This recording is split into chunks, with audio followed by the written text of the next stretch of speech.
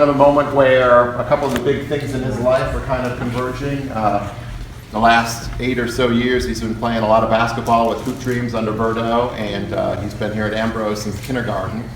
And I think a lot of the skills that he developed playing Hoop Dreams and a lot of the, I think the moral compass he has helped reinforce, Ambrose has helped reinforce, have led him to this moment where he's going to commit in basketball to play at Masters. So today we're going to hear from Ken Hosier, and then Roberto is 2 coaches, and then he's going to sign, right? Is that how it goes? Something like the that. event coordinator usually points me in the right direction. So first up will be Ken Hosier.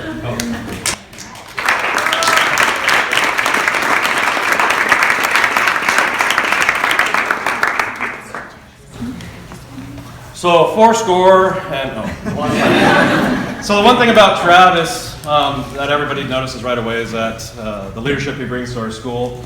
From a basketball standpoint, Roberto did a great job coaching him up. I wouldn't be surprised to see Travis as a basketball coach one day. Has a lot of good input on the floor. He's one of the most hardworking basketball players I've ever coached. So here's a guy you'll see here at 6:30 in the morning shooting baskets, and here once again at 9 p.m. shooting baskets. And just shut up. So 9 p.m. shooting around, 6:30 in the morning shooting around. That's a lot of hard work. Then he goes and works out, and he maintains good grades at the same time. And as you know, a lot of the students in the back know the homework load here, well, is a bit tough, right?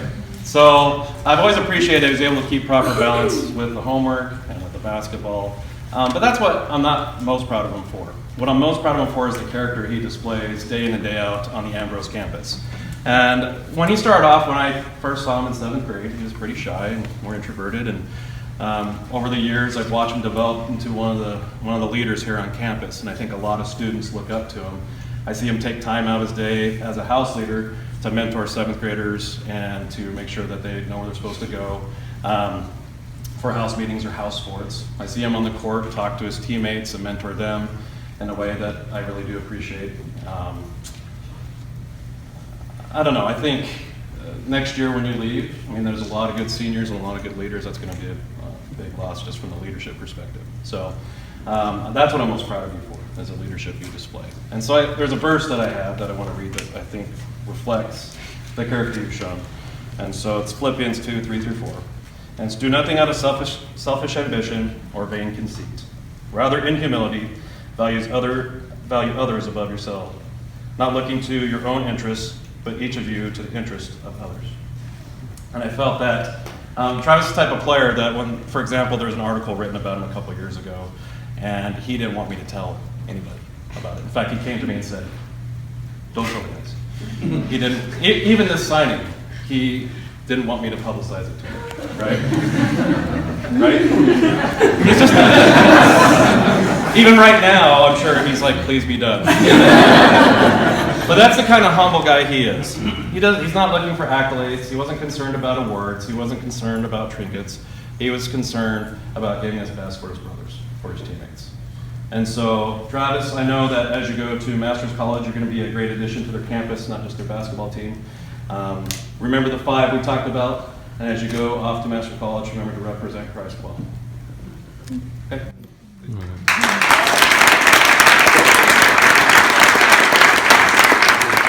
Thank you guys all for coming and supporting Travis. It really is. I mean, this is great support. So, hopefully I'll be short. Not because I like to talk, but because it's just I just can't, I can't begin to say enough, about Travis. And precursor, I'm a crier. Sorry. So, especially stuff like this. I just can't, begin, to say, obviously how proud I am and how excited I am for Travis. And, from the beginning, or from, the first time that I was around Travis, it wasn't obvious to anybody that knew basketball that, Travis was this, had this potential to be this great basketball player. He didn't have these obvious abilities. unless you counted wiping the floor with your body.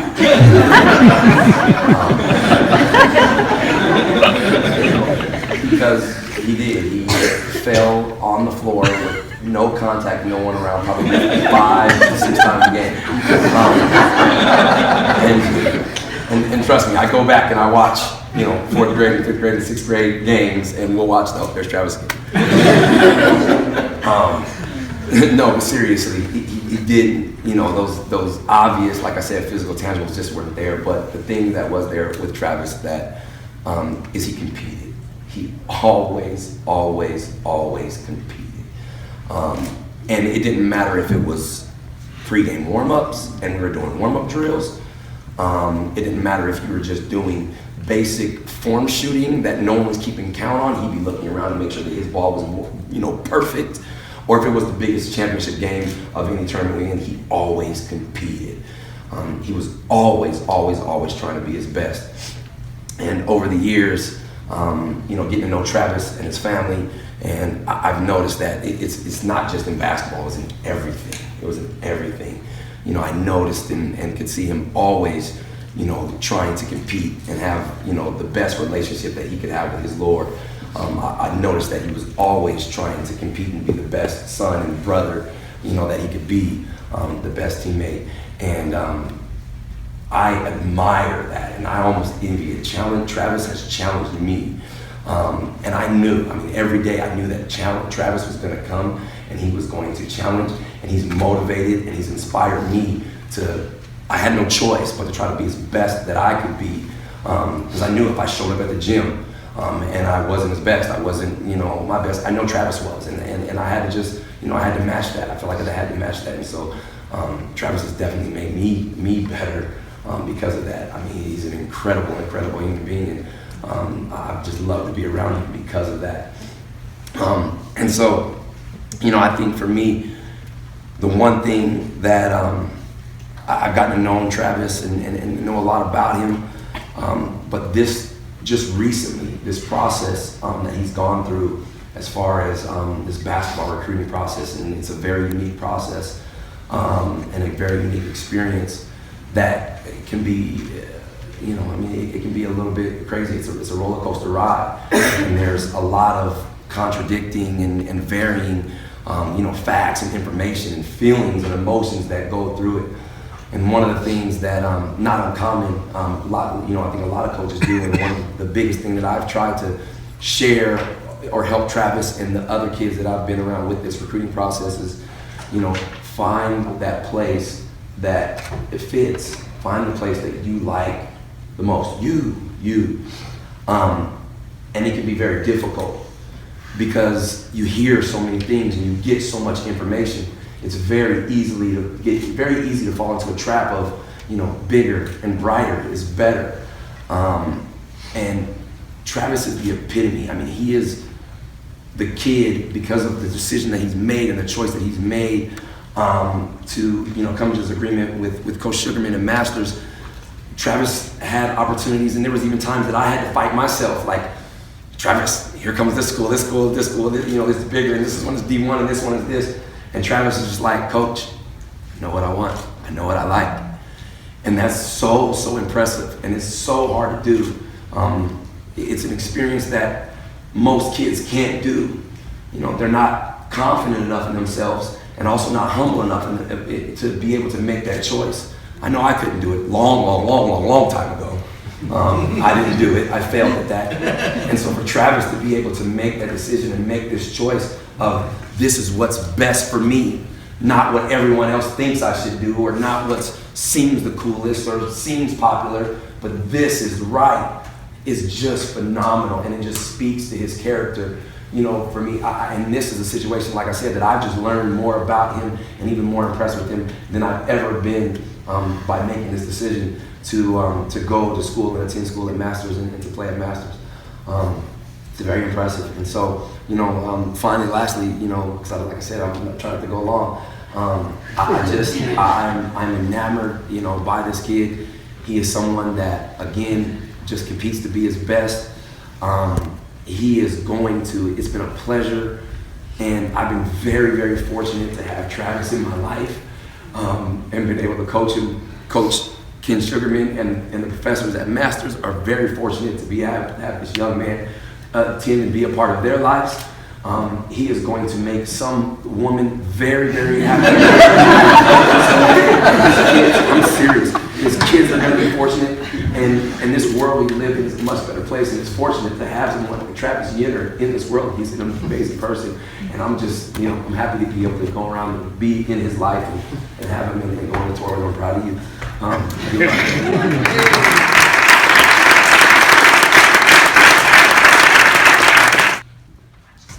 Well,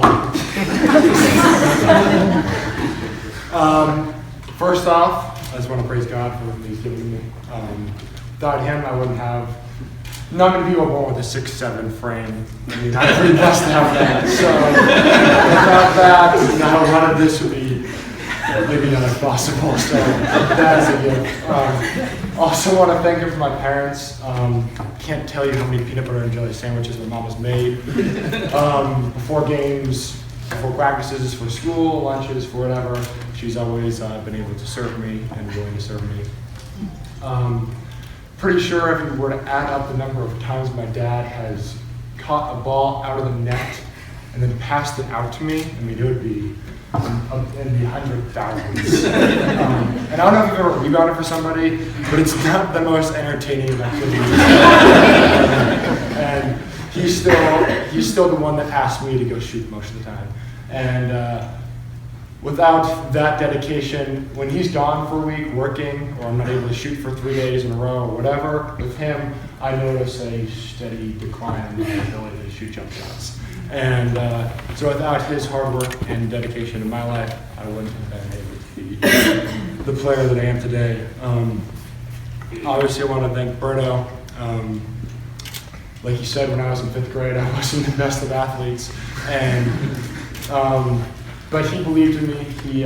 He was the one that taught me how to play basketball. I really didn't care a whole lot about basketball. I just really came to hoop teams practice because a friend said, "Hey, you want to come play basketball on Sunday?" I said, "Sure." So I went to a practice, and then for whatever reason, I stayed. And eventually, within the next year, I was playing with Roberto on his team.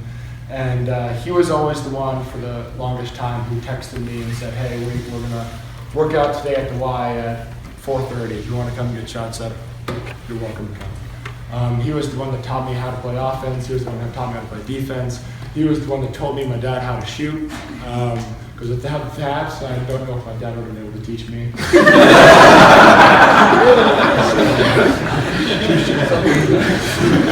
He would give us the drills to do, and then we would do our best to then try to do them.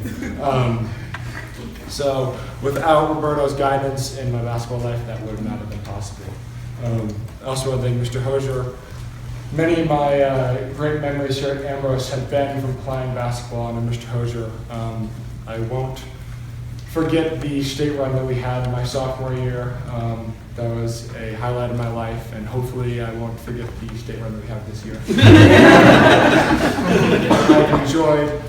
I built so many relationships playing basketball at Ambrose, and I've built bonds with teammates that I wouldn't have necessarily been able to build over the past 4 years while I played basketball for him. Obviously, the Ambrose community is pretty amazing. The fact that the teachers canceled their teacher meeting to come down and support me for this is pretty amazing. I also have this rarity that I like to say. Whenever I get pulled into the principal's office, it's never for a bad reason. I remember in 7th grade, whenever I went down to the principal's office, I was like, I had to go get lectured. But now, whenever Mr. Brown or Mr. Vangelis or Mr. Skibout, Mr. Owens was to talk to me, it's normally something that they want to praise me for. And so that's very unique, and I'm no longer scared to talk to administrators.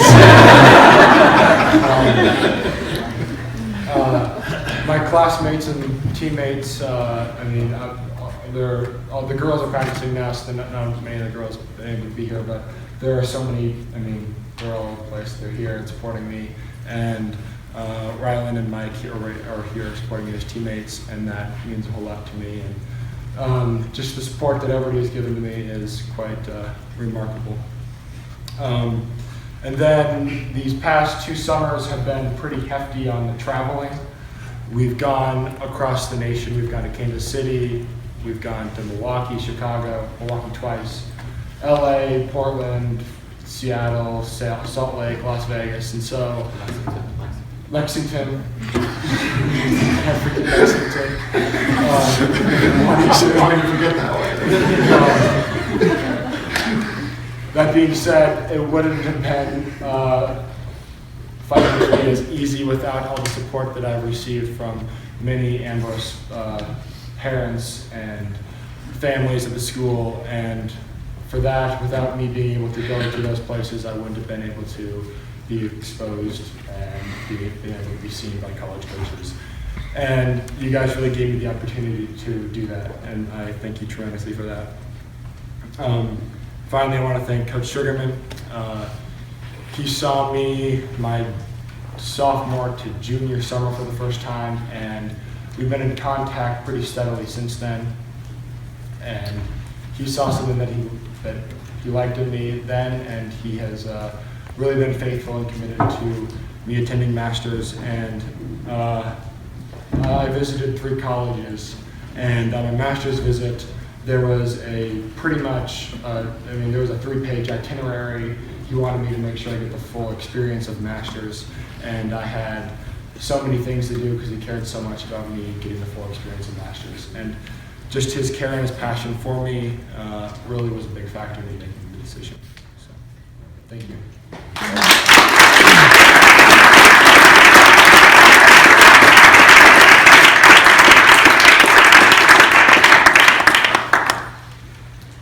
Well, it's a privilege to be here with all of you.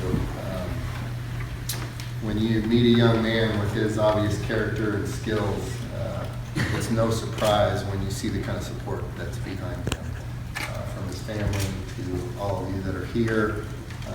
I just wanted to share a couple things that really stood out to me about Travis. Little things are big things, right?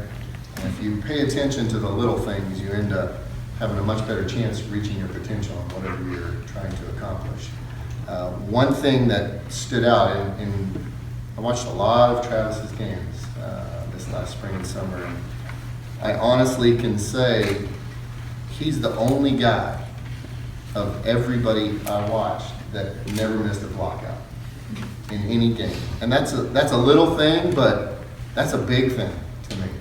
But that's just a small example of, as you've heard, testimony to how he approaches everything, which I think is a real testimony to his character. And he's a very skilled basketball player, but even way beyond that, he's an amazing young man, which has been attested to already. What I saw in him was skill, commitment to excellence, paying attention to the little things, and as many of you have experienced, great leadership. And every program needs great leaders, and here's the next great leader in our program. So we're very, very thankful for this day, appreciative of the opportunity to be here with all of you, and we're really excited about the future. So it's my privilege to be able to invest my time and energy into you and your future and your success at Masters College. So let's make it official.